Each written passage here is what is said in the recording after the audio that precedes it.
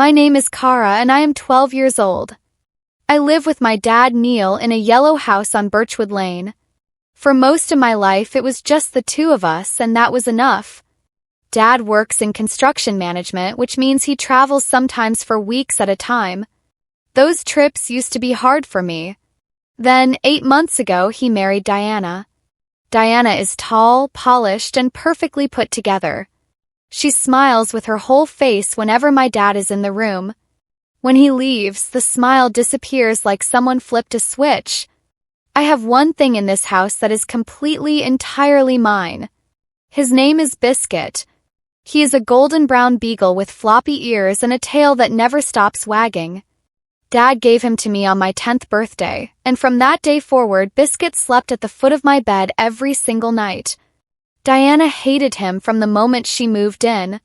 She called him messy, noisy, and unnecessary. She complained about his fur on the sofa, his muddy paws on the kitchen floor, his barking at the mailman. Dad always said, "Diana, Biscuit stays. He's Kara's dog." I believed that meant Biscuit was safe. I was wrong. It was a Tuesday afternoon. Dad had left 2 days earlier for a work trip in Harlow, a 3-hour drive away. He was due back on Friday. Diana told me she would be taking me to school and picking me up each day until he returned. She said it with the kind of smile that didn't reach her eyes. That Tuesday I came home from school at 3:30. I dropped my backpack at the door and called out for Biscuit the way I always did. Usually he came sprinting down the hallway, nails clicking on the wooden floor, ears flying. Nothing. I walked into the living room and stopped completely. A man I had never seen before was standing near the front door. He was holding Biscuit's red leash. Biscuit was attached to it, tail low, looking confused. Diana was standing across from him, counting a stack of folded bills in her hand, calm as if she were paying for groceries. "What is happening?" My voice came out louder than I intended. Diana looked up without any urgency. "You're home early." "That's my dog." I stepped forward. "That is my dog." "Give him back." The man looked uncomfortable. Diana folded the money into her pocket. "Your father isn't here," she said simply. "And I am tired of cleaning up after that animal." I ran toward Biscuit. He whimpered and strained toward me on the leash. I grabbed for him, but the man stepped back, looking between me and Diana with confusion on his face. "Please," I said to him. "He's mine. My dad gave him to me. She had no right to sell him." Diana stepped in front of me. "The transaction is complete," she said to the man. "You can go." He hesitated for just 1 second. Then he walked out the front door. I pushed past Diana and ran onto the porch. The man was already opening the back door of a silver car. Biscuit looked back at me through the window as the car pulled away. I stood on the porch until the car turned the corner and disappeared. When I came back inside, Diana was already in the kitchen, putting the kettle on like nothing had happened. "You can't do that," I said, my voice shaking. "That was my dog." She turned around with a perfectly calm expression. "Your father will understand. The dog was a problem. I'm calling Dad right now." She picked up her phone from the counter, looked at it, then looked at me. "Go ahead," she said. "He's in back-to-back site meetings until Friday. He won't pick up." She was right. He didn't. I begged her. I actually begged her, which I swore I would never do. I stood in the kitchen doorway and asked her, "Please just tell me the man's name. Tell me where he lives. Tell me anything." Diana sipped her tea and said, "If you start behaving properly in this house, maybe I'll mention it to your father when he gets home." Then she picked up her phone, opened her messages, found the conversation with the buyer, and deleted it. Right in front of me, watching my face the whole time. But she made one mistake. In the half-second before the message disappeared, I saw the beginning of the buyer's name. It started with the letters WR. And above the name, I had already glimpsed 2 words of the address in the conversation preview. 2 words were enough. I went to my room, closed the door, and sat on my bed. Biscuit's chew toy was still on the floor beside my nightstand. I picked it up and held it in both hands. Diana thought she had erased everything. She thought I was just a 12-year-old girl who would cry for a week and then forget. She did not know me at all. I opened my notebook and wrote down what I remembered. Then I started thinking. I waited until Diana was watching television downstairs. She usually fell asleep on the sofa by 9:30. I lay in my bed listening to the house, and when everything went quiet, I crept down the hallway to her room. Her phone was charging on the nightstand. My heart was hammering so loudly I was sure it would wake her. I picked up the phone carefully. It was not locked. Diana trusted herself too much to think anyone would dare. I went into her deleted messages. Conversation with the buyer had been removed, but her call log was still there. There was one number she had called 3 times in the 2 days before Dad left. The contact name saved in her phone was simply W Hardware. No real name. But the number was there. I copied it into my notebook in the dark, pressing the pen hard enough to feel the indentations on the page. Then I put the phone back exactly as I found it and slipped back to my room. I lay awake for a long time, staring at the ceiling. The number in my notebook connected to a town called Fernley based on the area code. Fernley was almost an hour away by bus. I thought about telling a teacher. I thought about calling my Aunt Patricia. But I knew Diana would twist everything before I could prove anything. I needed Biscuit back first. The next morning, Diana reminded me very pleasantly that she would pick me up at school at 3:30. I nodded and said okay. I packed my school bag as normal, ate breakfast, and let her drop me off at the school gates. I waited until her car disappeared around the corner. Then I turned around, walked 2 blocks to the bus station, and used money from my bike savings, $43 I had kept in a small envelope inside my pencil case. I bought a return ticket to Fernley. The bus ride took 55 minutes. I sat by the window with my notebook on my lap, rehearsing what I would say. Side, the streets slowly gave way to quieter roads and then open fields. My stomach was in knots the whole way. What if the number was wrong? What if the man had already given Biscuit to someone else? What if I got there and it was a hardware store after all? I kept thinking about Biscuit's face in the back window of that silver car. That expression, confused, searching, looking for me. The bus pulled into Fernley at 10:10. I used the Notes app on my old phone to search the number's location against the town street directory. Matched a residential address on a road called Clover Path. I started walking. Then, from 2 houses away, I heard barking. I stopped walking. The barking was coming from behind a timber fence on the left side of the road. Short, sharp barks followed by a whimper. That whimper. I knew that whimper. I had heard it 100 times when Biscuit wanted to come inside from the cold. My legs carried me to the front door before I had finished deciding to knock. I pressed the doorbell and waited. The man who answered was the same one from my living room the day before. He was older than I had realized, with gray at his temples and kind eyes. He looked surprised to see me. "You're the girl from yesterday," he said. "Yes." I kept my voice steady. "My name is Kara. That was my dog. My stepmother sold him without permission. My dad doesn't even know it happened. Please, I just want him back." The man stared at me for a long moment. Then something shifted in his expression. "She told me the dog was unwanted," he said slowly. "That the family had agreed and just needed him rehomed quickly." "She lied," I said. "Biscuit has slept at the foot of my bed for 2 years. He is not unwanted." The man looked at me for another second. Then he stepped aside and called toward the backyard. "Biscuit! Come here, boy." And Biscuit came flying through the back gate and launched himself directly into my arms. I sat on the man's front step for a few minutes, just holding Biscuit while he licked my face and wagged his entire body. My eyes were burning, but I refused to cry in front of a stranger. The man's name was Warren. He sat on the step beside me and listened while I explained everything. Diana counting the money, the deleted message, the bus ride, all of it. He shook his head slowly as I talked. I had a feeling something was off, he said. She was very rushed. Wanted the whole thing done in under 10 minutes. When I tried to hand him back the money I had brought, he refused it. He pressed my hand closed around the bills and said, "Keep it! You earned it back." Then he asked me a question that stopped me completely. Does your dad know what she's like? I opened my mouth and then closed it again. I thought about all the small things.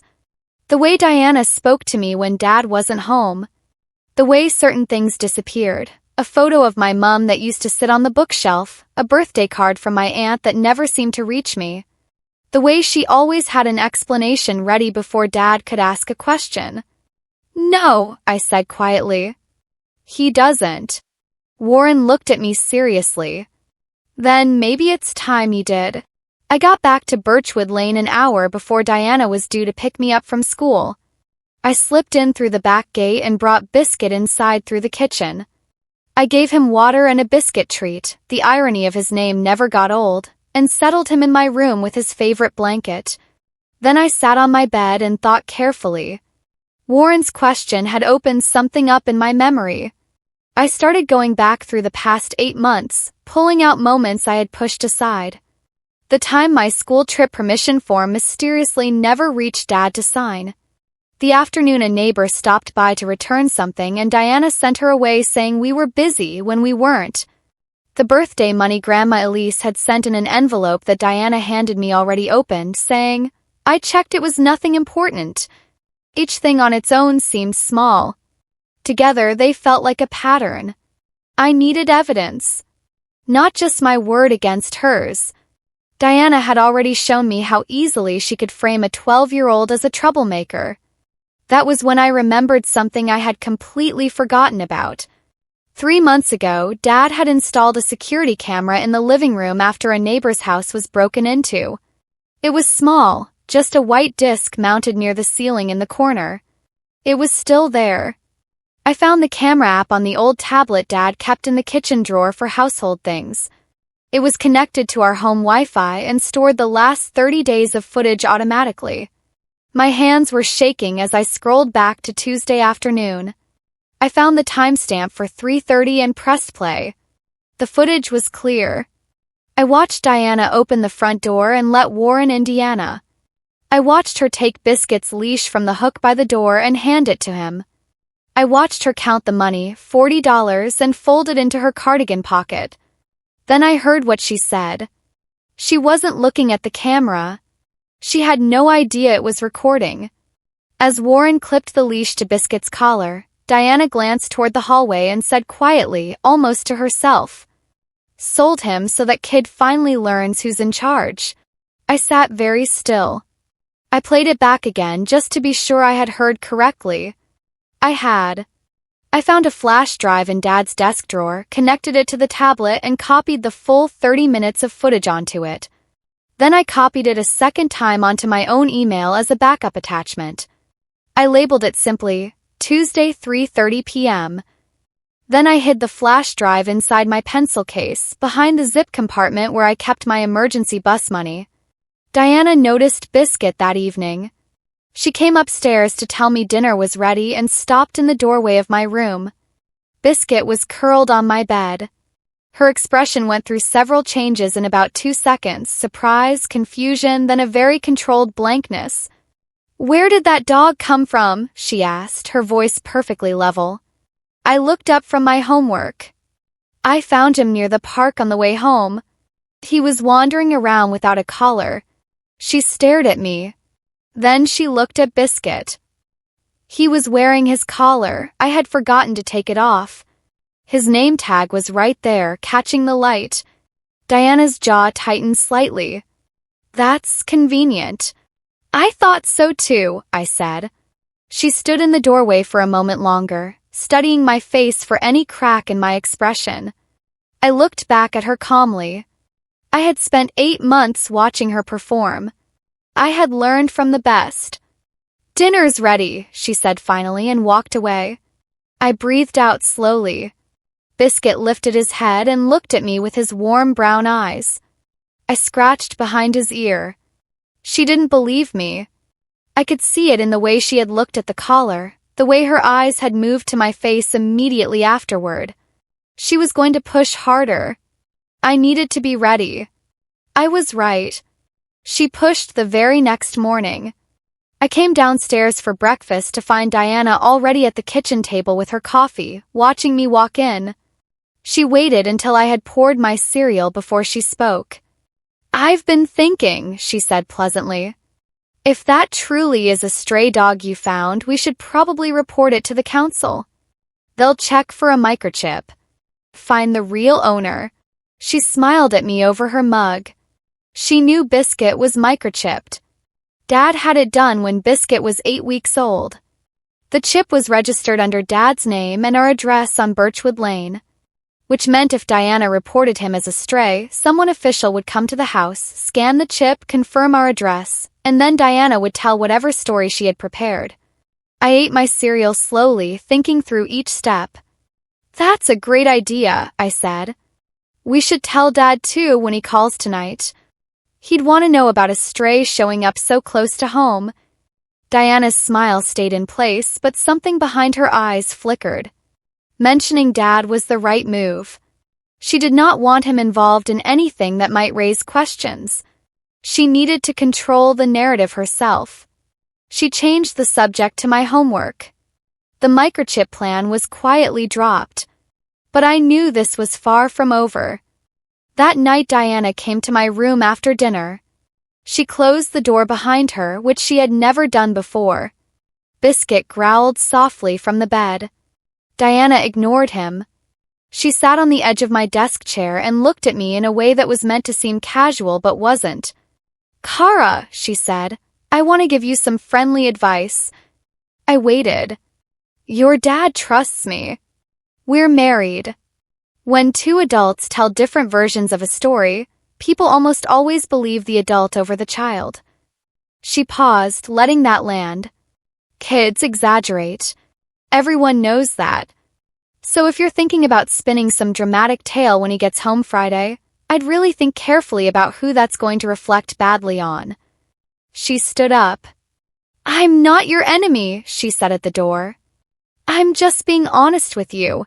She left. I sat on my bed for a long time after that. She was right that adults usually believed other adults. Without the video, without Warren, I would have had no chance. She would have smiled and explained everything, and Dad would have looked at me with that pained expression he got when he thought I was making things difficult. But she didn't know about the flash drive in my pencil case. And she definitely didn't know about Warren. Dad came home Friday evening just after 6. He dropped his work bag at the door and hugged me for a long time. Biscuit went absolutely wild, spinning circles around his legs. Dad laughed and ruffled his ears. Diana came out of the kitchen in a clean apron, smelling of the tomato sauce she had been making, and kissed him on the cheek. "Welcome home. Dinner's almost ready." Dad looked relaxed and happy. He told me about the job site in Harlow over dinner, asked about my week at school. Diana was warm and attentive the entire meal, refilling his water glass, laughing at his stories, touching his arm. I ate quietly and watched.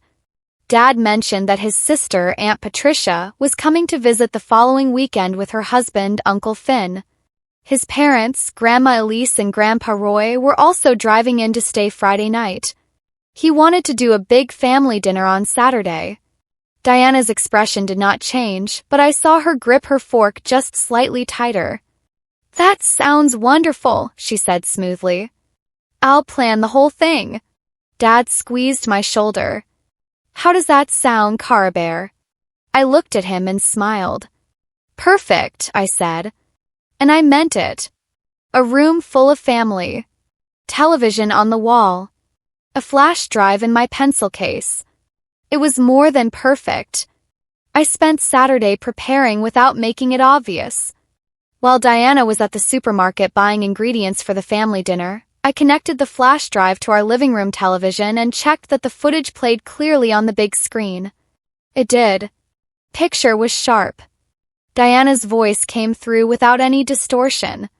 I saved the file in 2 formats just to be safe. I also typed out a short written summary of the timeline. When Dad left, when the sale happened, the bus ride to Fernley, Warren's address, what he told me, and printed 2 copies on the small printer in Dad's office. I folded them and put them in my cardigan pocket. I texted Warren from Dad's contact in my notebook. I had saved his number after our conversation on the doorstep. I explained that my dad was home, that I had the camera footage, and that a family dinner was happening Saturday evening. He replied within 10 minutes. I remember what she told me about the dog. If your dad needs to hear it from an adult, I'm willing to come. Just send me the address and time. I stared at that message for a long moment. Then I typed back, thank you. 6:30 Saturday. 14 Birchwood Lane. I had the video. I had Warren. I had the timeline. Now I just had to wait. Saturday arrived bright and busy.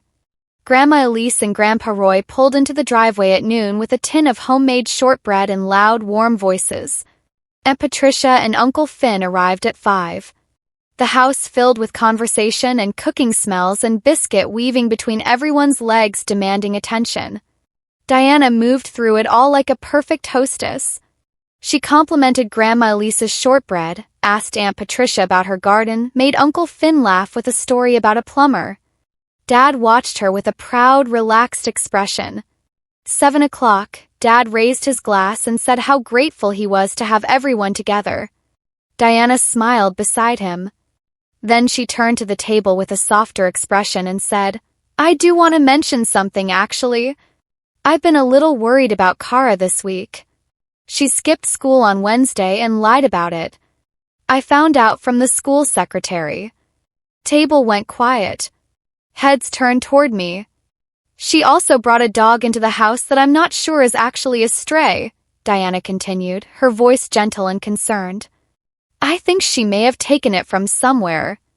I haven't wanted to upset Neil about it while he was away, but I feel the family should know she's been struggling. Dad looked at me. His expression was careful and sad. Kara, is this true? Every face at the table was watching me. I did not argue. I did not raise my voice. I had learned from watching Diana that emotion without evidence was just noise. Dad, I said quietly, can I show everyone something on the TV? He looked uncertain. Kara, please. Just 2 minutes. Then you can decide what you think. Aunt Patricia nodded slightly. Grandma Elise said, let the girl speak, Neil. Dad looked at Diana, then back at me. He nodded. I walked to the television, picked up the flash drive from behind the cable box where I had placed it that morning, and plugged it in. I found the file. I pressed play. The room went completely silent. On the screen, in clear daylight footage from our own living room camera, Diana opened the front door. She took Biscuit's leash from the hook. She handed him to Warren. She counted $40 into her hand. And then, in her own voice, without any distortion, sold him so that kid finally learns who's in charge. Nobody moved. Grandma Elise made a small sound. Uncle Finn set his fork down very slowly. Dad was absolutely still, staring at the screen even after the footage had stopped. Diana's chair scraped back. That is completely taken out of context. The doorbell rang. Dad stood up slowly and went to the door. I followed close behind. Warren was standing on the porch in a clean jacket, looking serious. He looked at me first, then at Dad. Mr. Neil, he said. My name is Warren Alcott. I'm sorry to interrupt your evening. Your daughter contacted me and explained the situation. I think you deserve to hear this directly from me. Dad stared at him. You're the man in the video. Yes, sir. I am. Warren did not look away. I bought your dog on Tuesday afternoon. Your wife contacted me 4 days before that, told me the dog was unwanted and needed to be rehomed quickly, that the whole family had agreed. She was very insistent on speed and cash only. He paused. When your daughter showed up at my door in Fernley on Wednesday morning alone, having taken a bus across town, and explained what had actually happened, I gave the dog back immediately. No question. Dad turned around slowly. The whole table could see him from the hallway. Diana was standing beside her chair. Her expression had changed. The warmth was completely gone. What was underneath it was harder and colder than anything I had seen from her before. Neil, this man is a stranger. You're going to believe a stranger and a 12-year-old over your own wife. Dad looked at her for a long moment. I'm going to believe the security camera I installed in my own house, he said quietly. The table was silent except for Grandma Elise, who reached over and held my hand without saying anything. Diana tried once more. She turned to the room with an expression I recognized, the one designed to make the other person look unreasonable. This whole thing is being dramatized. The dog was causing problems. I made a practical decision while Neil was away. I don't understand why we're treating this like a criminal act. Uncle Finn said without any heat in his voice. You sold a child's dog without her father's knowledge and told the buyer she needed to learn who was in charge. That's on camera, Diana. Those are your words. I was frustrated, she said. People say things. People say things, Grandpa Roy repeated slowly, like he was testing the weight of the words. He shook his head. Dad had not sat back down. He was still standing near the hallway entrance, and the expression on his face was something I had never seen before. It was not anger exactly. It was the particular look of someone who has just understood that they have been seeing something incorrectly for a long time and is now adjusting every memory accordingly. He looked at me. Wednesday. You took a bus to Fernley alone to get Biscuit back. Yes, I said. Because you knew I wouldn't pick up. I nodded. He closed his eyes briefly. When he opened them, he had made a decision. Dad asked Warren to come inside and have a seat. He thanked him. They spoke briefly and quietly in the hallway while Diana stood at the dinner table with her arms folded, her face carefully composed. Then Dad came back into the dining room. He looked at Diana steadily. I need you to pack a bag tonight, he said. You can stay at your sister's while we figure out the next steps. But you are not staying in this house tonight. Diana's composure cracked just slightly. Neil, you are overreacting. Diana. His voice was not loud. Did not need to be. You sold my daughter's dog while I was away and told the buyer it was to teach her a lesson. You threatened her when she tried to tell me. You stood in front of my entire family tonight and tried to make her look like the problem. He paused. I am not overreacting. She looked around the table. Grandma Elise was looking at her hands. Aunt Patricia met Diana's gaze and did not look away. Uncle Finn was quiet. Grandpa Roy sat straight in his chair with an expression that said everything without a word. Diana picked up her handbag from the hook by the door and walked upstairs. Nobody spoke while she was gone. When she came back down with a small overnight bag, she walked past the table without looking at anyone. The front door closed behind her. Biscuit jumped up onto the sofa beside me and put his head on my knee. For the first time in 8 months, the house felt like it belonged to us again.